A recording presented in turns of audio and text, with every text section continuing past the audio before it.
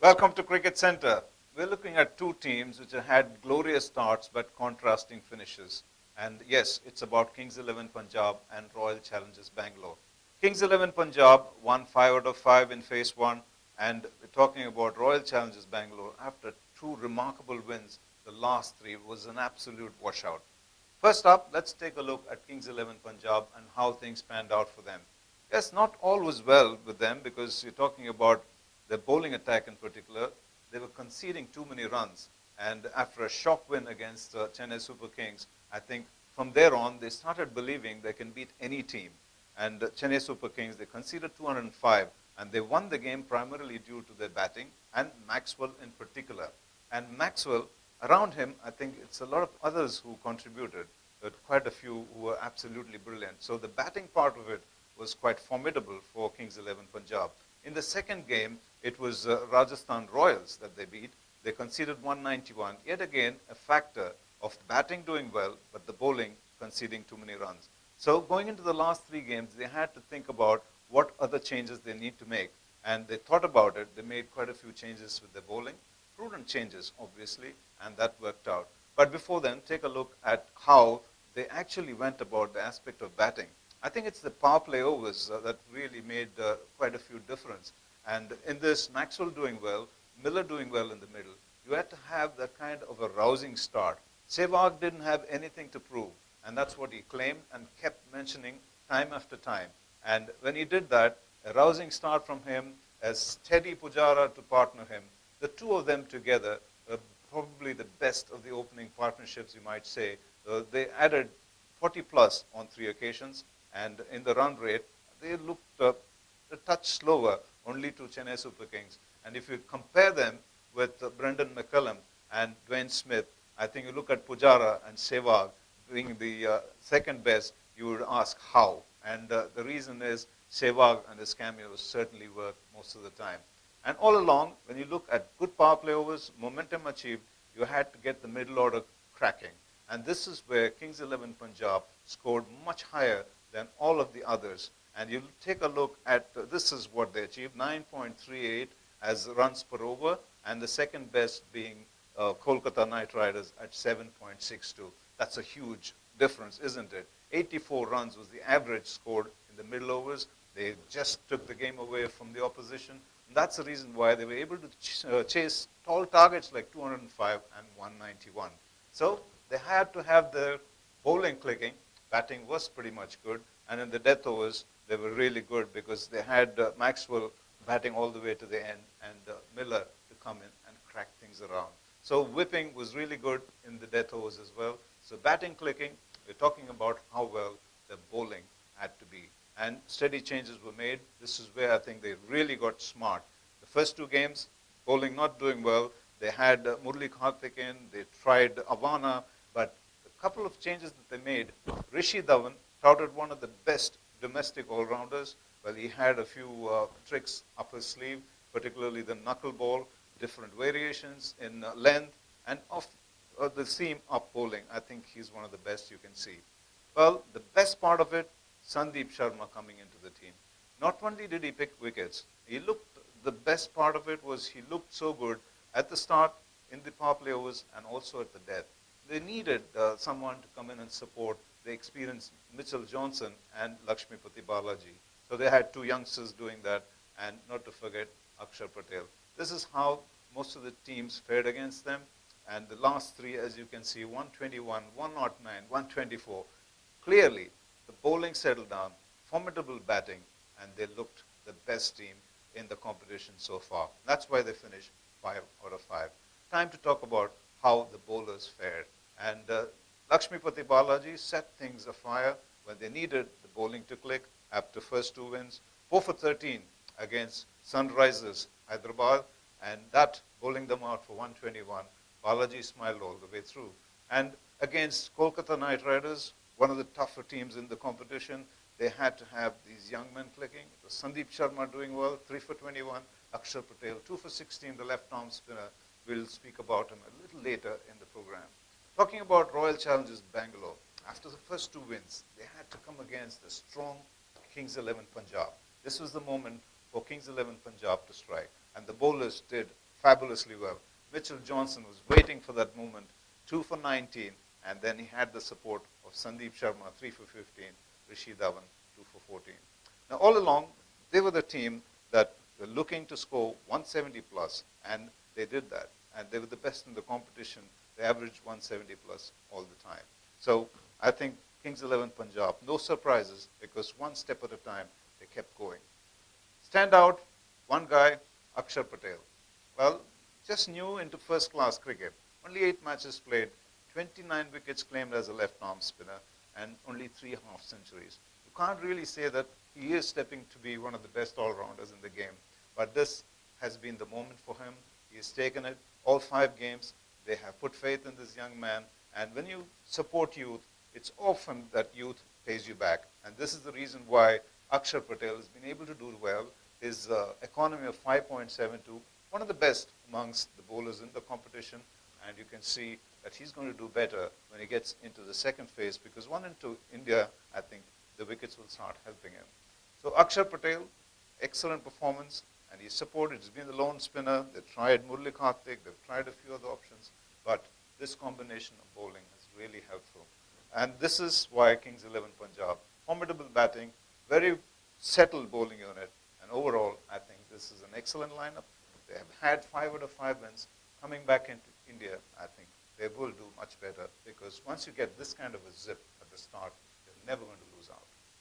In the next segment, let's take a look at how Royal Challengers Bangalore started well, but finished not so great.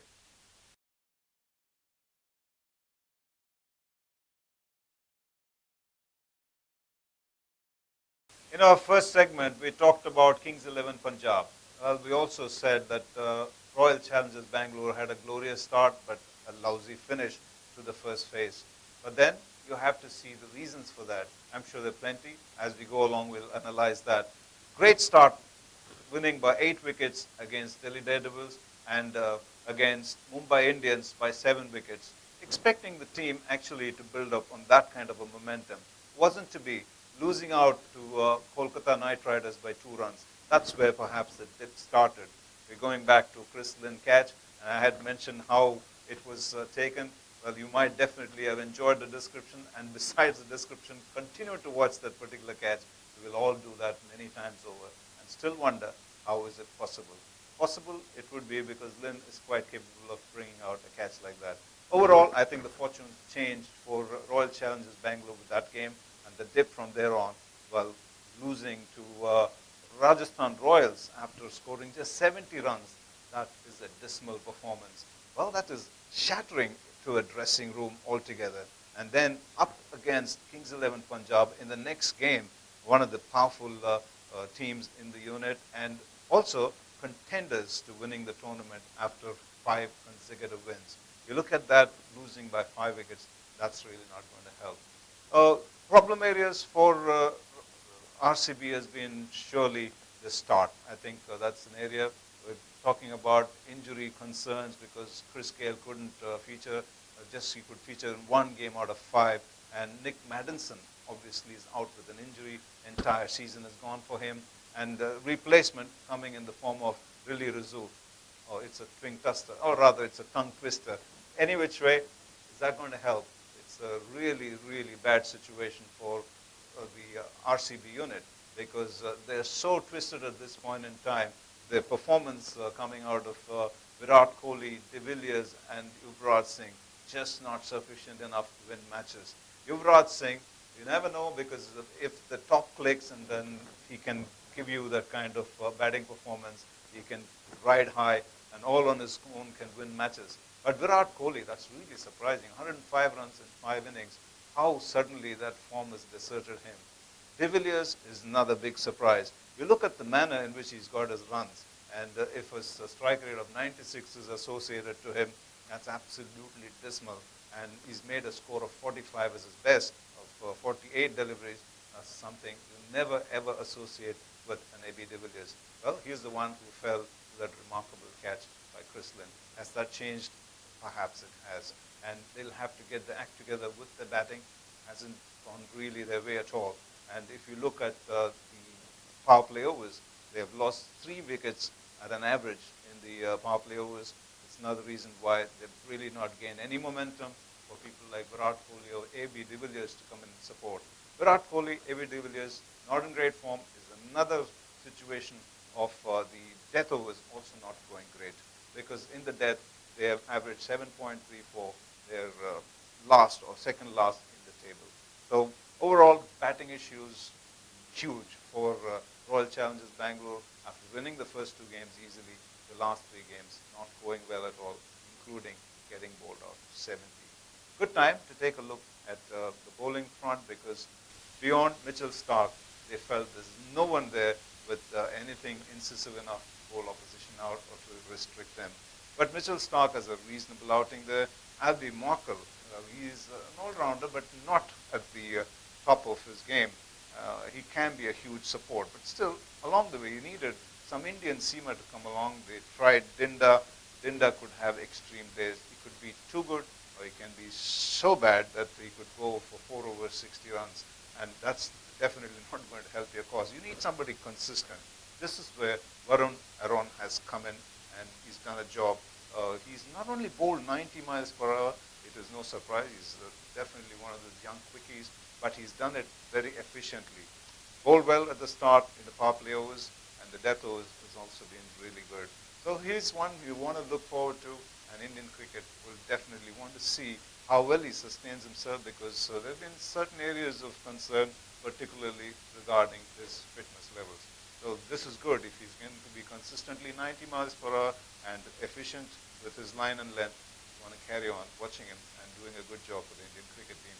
And RCB will be looking forward to him coming back into the Indian segment of IPL 7, and he will be one carrying a lot of load.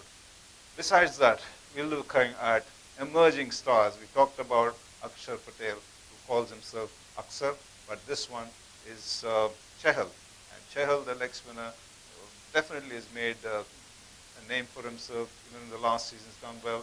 But this year, his economy rates have been really good. And as a spinner, you consider them to be doing a job in the first phase. But overall, I think Chahal has stood out with his economy rate. May not have picked up wickets, but he's put on so much pressure that the opposition will have to go after somebody else. And that's where I think they need people like Aaron, Starc, and Pinda to come in and support. So Chahal is one emerging star, and we already talked about Akshar Patel in our previous segment of this program. Overall, when this moves into, the circus moves into India for the second phase, I'm sure two teams will be thinking about, I'm talking about Kings 11 Punjab and Royal Challengers Bangalore. We're thinking about what other changes they need to make, because Royal Challengers Bangalore will have to think about their batting, and that has to click. And they probably might have to add an extra spinner. Kings 11 Punjab surely will have to add an extra spinner. So, leaving the shores of United Arab Emirates, 5 matches, 5-1. Kings 11 Punjab will be riding high. Royal Challengers Bangalore, little dip there, losing 3 matches out of 3, and that's not going to help. So they'll have to get their act together quickly. Circus moves on to India shortly. We'll join you again. Until then, goodbye.